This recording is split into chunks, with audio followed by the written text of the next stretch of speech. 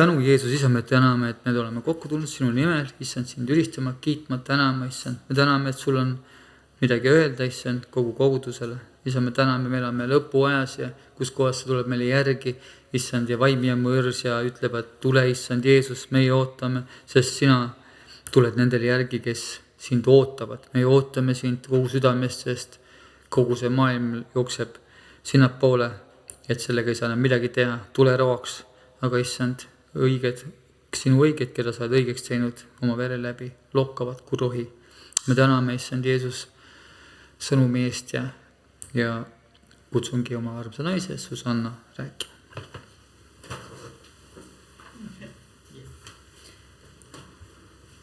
Armu ja rahu.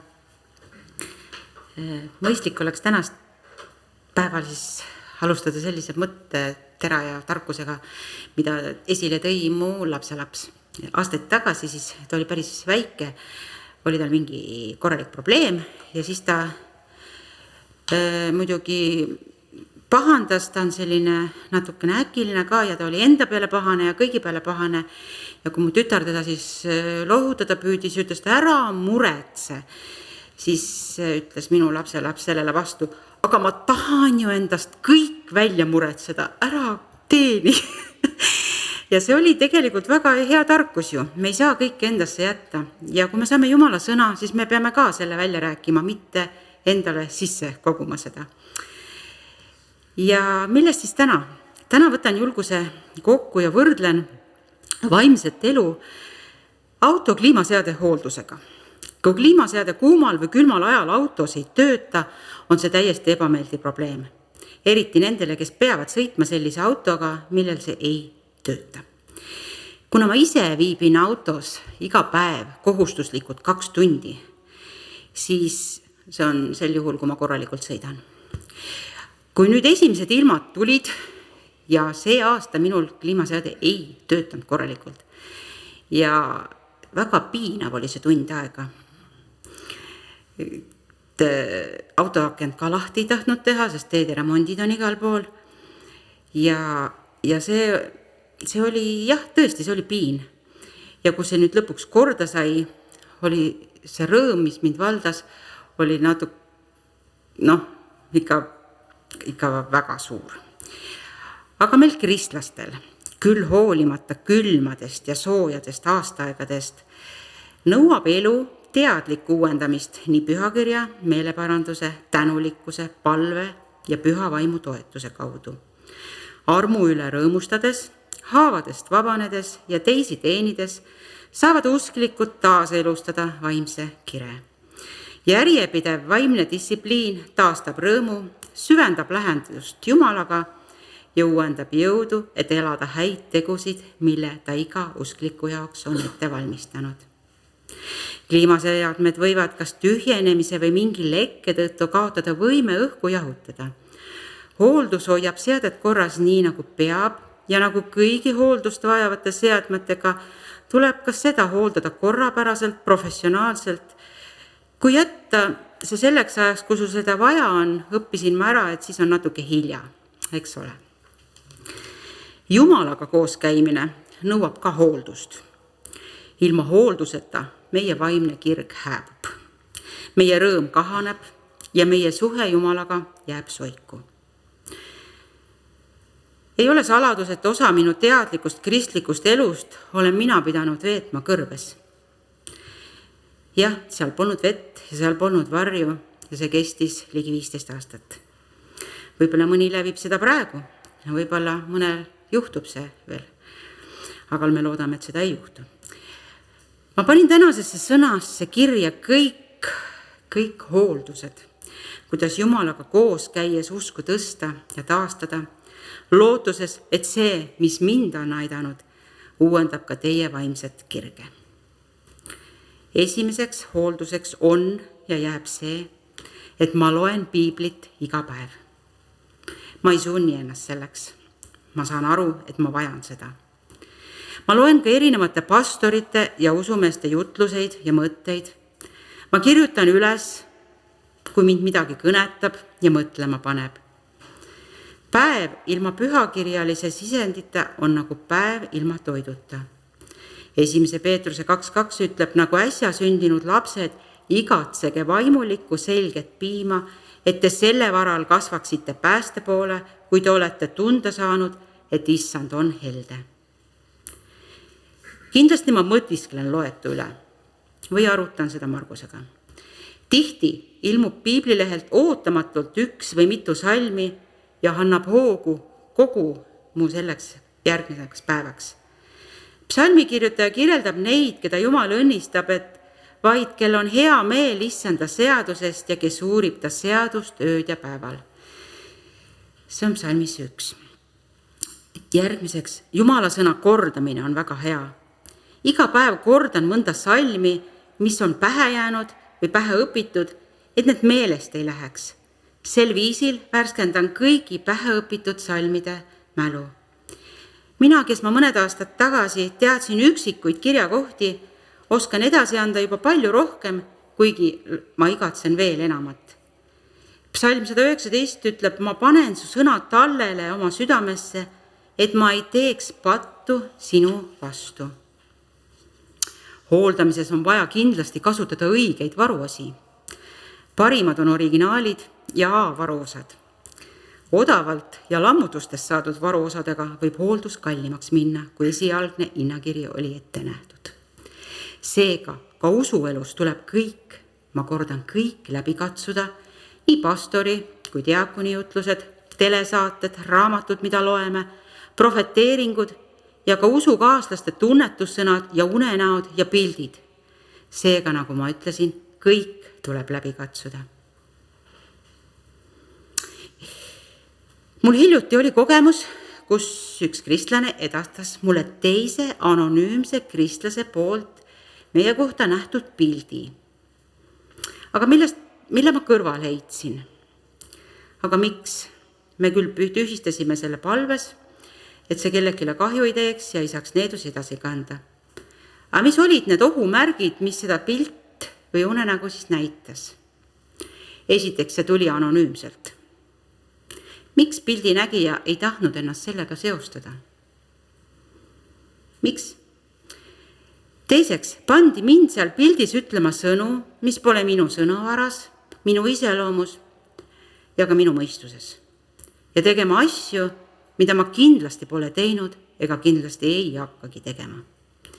Seega oli lihtne aru saada, et tegemist on loitsitud pildiga ehk nõidusega. Teine näide on Vladžavtšuki hiljutisest postitusest, kus samuti aidatakse eristada nõiduse vaimu. Nõiduse vaimuga kristlane kasutab teiega manipuleerimiseks vaimset keelt. Selliste asjade ütlemine, nagu Jumal käskis mul seda teha, või siis surutakse usukaaslasele mingit tegevust peale ala, mina pole seda öelnud, aga Jumal käskis mul sulle öelda. See on tegelikult maskeeritud kontroll. Jumala tõelised sõnad toovad vabaduse ja on kooskõlas tõega. Jumal ei kasuta kristlasega rääkimist teist, kristlaste räägib otse kõigiga püha vaimu kaudu. See manipuleerimine toob hirmu, segadust ja sõltuvust. Thessaloniklaste 5.21 ütleb, katsuge läbi kõik, pidage kinni heast, hoiduge igasuguse kurja eest. Sellest sõnast tuleb kinni pidada, et ei saa mitte kasutada mitte kvaliteetset hooldust ega valesiltidega ennast reklaamivat hoolduse tegijat. Aga vahel, kui mu süda kaldub Jumalast eemale ekslema ja ma pole proua imeline, ikka juhtub. Aga võib-olla teeb ka sinu süda vahel nii. Millega seda ravida? Meeleparandus on see.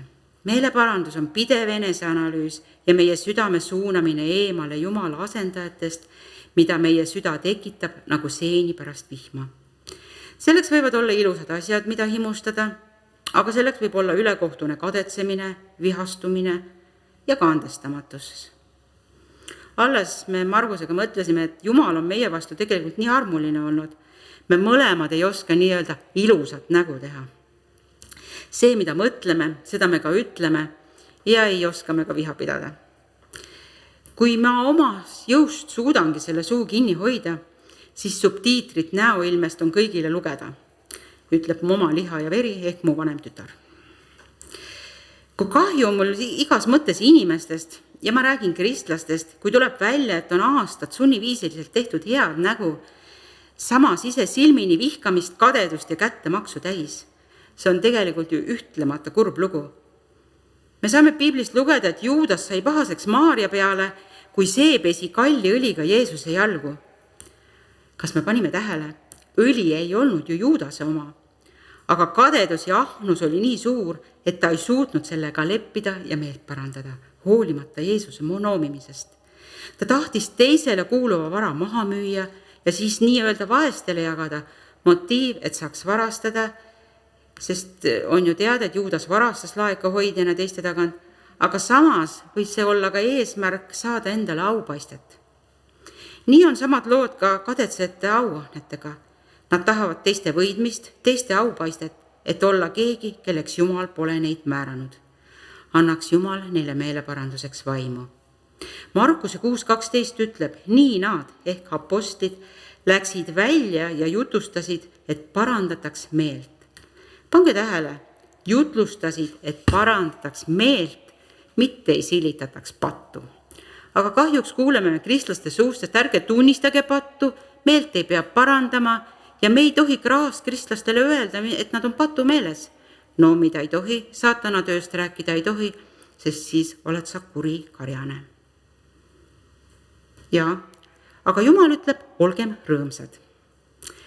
Jumala armu läbi, usu kaudu olen mina Jumala laps ja pärija, kelle patud ja solvangud tema vastu on andeks antud. Lõputu kaotus on muutunud mõõtmatult suureks võiduks.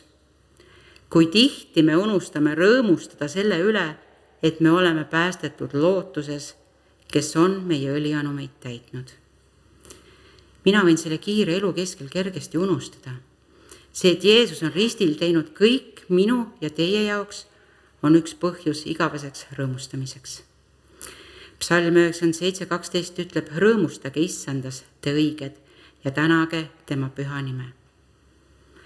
Igal õhtul enne magama minekut tuletan ma endale meelde ja kordan üle õnnistused, mida Jumal on mulle sel päeval andnud. Ja tänan iga õnnistuse ja hea teo eest. See tegevus aitab mul hoida oma elu Jumala kesksena, andes Jumalale seda, mida ta väärib. Psalm 107 ütleb, tänage issandat, sest tema on hea, sest tema heldus kestab igavesti. Ja olen ka varem rääkinud, et palvetame iga päev nimepidi, et Jumal halastaks nende peale, kes on mind haavanud või kes on plaaninud kurja. Selle aja jooksul on see andnud mulle jõudu vabaneda halbadest tunnetest ja mitte panna neile pahategusid kaela. Roomlaste 12, 17-19 ütleb, ärge tasuge kellegile kurja kurjaga, hoolitsege selle eest, mis on hea kõigi inimeste silmis. Kui võimalik, nii palju kui oleneb teist, pidage rahu kõigi inimestega. Ärge makske ise kätte, armsad, vaid andke maad Jumala vihale, sest on kirjutatud, minu päralt on kättemaks, mina tasun kätte. Nii ütleb issand. Ja anna andeks meie võlad, nagu meiegi anname andeks oma võlglastele, lisab Matteuse 6.12. Ja palvetamine. Palvetamine suunab meie palvete noole Jumala kaastundliku südame poole, kes annab meile seda, mida me palume või veel midagi paremat. Kui nüüd teie, kes olete kurjad, oskate anda häid ande oma lastele, kui palju enam teie isa, kes on taevas, annab head neile, kes teda paluvad, on Matteuse 7.11 kirjas. Sellega on muidugi see asi, et palve peab olema Jumalale meelepärane. Ärge unustage, et Jumal ei kuula su rohkeid ilusõnu, ei vaata su välimust ega kotiriiet, mille oled endale üle pannud, ei vaata su emotsioone ja pisaraid. Jumal vaatab ja kuuleb su südant ja ta annab sulle su oma südame järgi. Ja Jumal on imeline oma laste palvete täitmises. Jumalale tuleb tänulik olla iga hetk. Igal hommikul palume Jumalat, et ta uuendaks meis oma püha vaimu ja annaks armu meile uueks päevaks. Me täname teda iga uue antud päeva eest, sest ma vajan Jeesust ja ma vajan püha vaimu enda sees, et mul oleks jõudu elada Jeesusele, kes minu eest suri. me peame saama täis vaimu, on kirjas ka Efeslaste 5:18. Ja me peame tähele panema, et kristlik elu ei seisne meis. See seisneb selles, et luban Jeesuse pühal vaimul juhtida ja anda mulle jõudu teenida Jumalat ja teisi usukaaslasi, tehes neid tegusid, mille Jumal on selleks eluks mulle määranud. Sest meie oleme tema teos, Kristuses Jeesuses loodud heade tegude tegemiseks, nii nagu Jumal on juba enne meile seadnud, et me teeksime seda. Efeslaste 2:10 ütleb seda. Aga kindlasti peame hoiduma isetegevusest ja peame tegema tegusid, mida Jumal meile on määranud. Ja kui kergesti on sellest teest võimalik eksida. Paljud ütlevad, et neil on annid, aga samas pole annet nende andide jaoks. Paljud ootavad aastaid imelisi ande, aga ei kasuta neid, mis on neil juba antud. Või mõtlevad endale välja ande, mida Jumalal polegi võimet anda.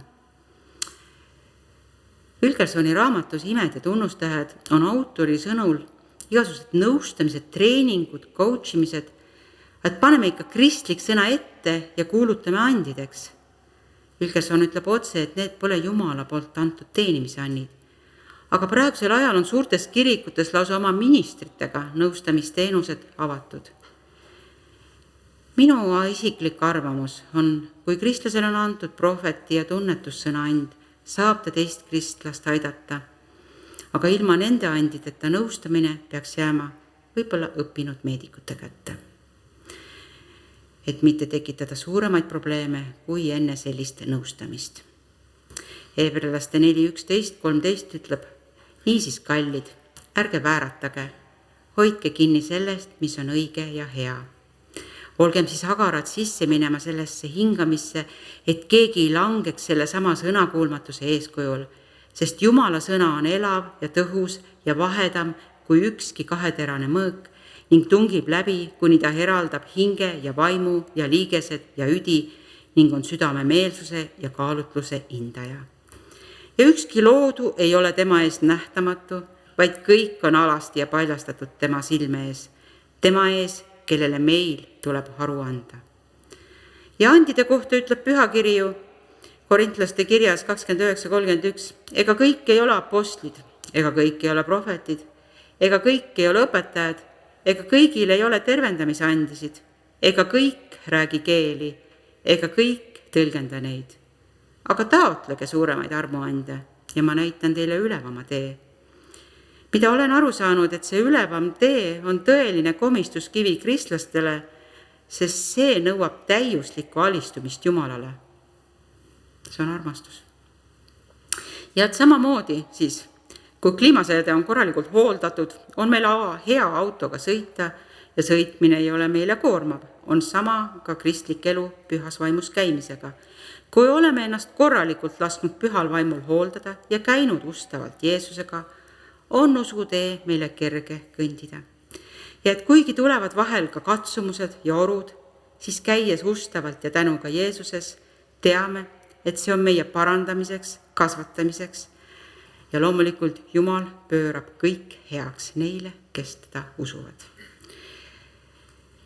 Ja palve, kes tõuseb, kes istub. Taevane Isa, tänan sind elu, Anni ja sinu lakkamatu, juhtiva ja toetava käe eest. Kallis Isa, täname sind. Sinu elu, Anni ja sinu lakkamatu, juhtiva ja toetava käe eest. Me oleme sügavalt ja siiralt tänulikud sinu antud armu eest, mis tõstab meid nõrkuse aegadel ja toetab meid igas ohus.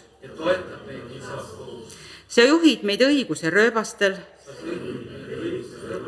oma nime pärast. Sinu vankumatu armastus